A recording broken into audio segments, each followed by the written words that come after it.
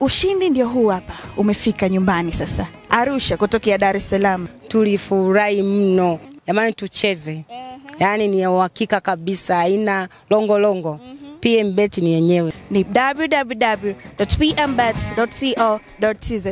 Coach, pole kwa mchezo na pole kwa kupoteza mchezo, lakini tuambie kiufundi mmepoteza leo mchezo wa leo dhidi ya JKT Queens, sababu ambazo zimepelekea kupoteza kiufundi.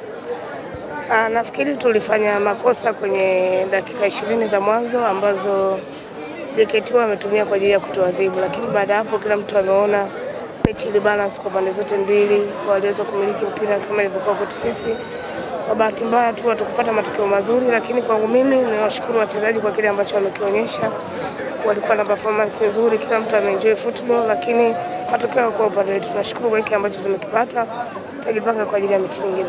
Ndio, katika mchezo wa leo umefanya rotation kubwa ya baadhi ya wachezaji. Wale wachezaji ambao watu wamezoea kuwaona hawajaweza kuanza.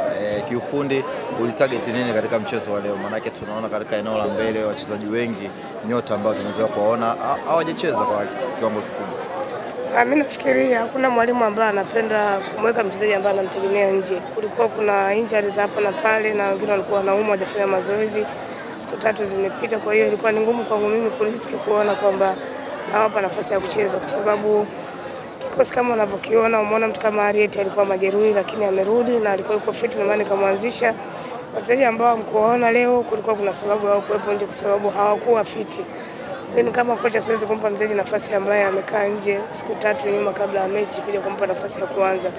Tatengeneza sifa mbaya kwa wachezaji wengine, kwa sababu kila mtu anafanya mazoezi kwa ajili ya kucheza mechi. Mtu ambaye anakuwa uko tayari, kila mtu anaona wale ambao wamepewa nafasi wameweza kuperform. Kibaya zaidi ni kwamba tupata matokeo mazuri ya ushindi, lakini performance ya timu ilikuwa nzuri. Ndio, umepanga baadhi ya wachezaji wengine. Kwa namna ambavyo wamecheza leo, umefurahishwa na kiwango cha timu yako kiujumla?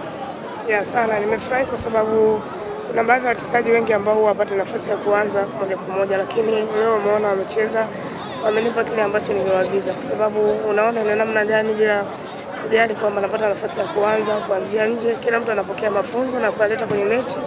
Kitu ambacho kimetokea, timu imecheza vizuri kwa upande wangu mimi, kwa mtazamo wangu, na performance ilikuwa bora. Kilichotenganisha ni kwamba mpaka goli mbili hatujapata goli.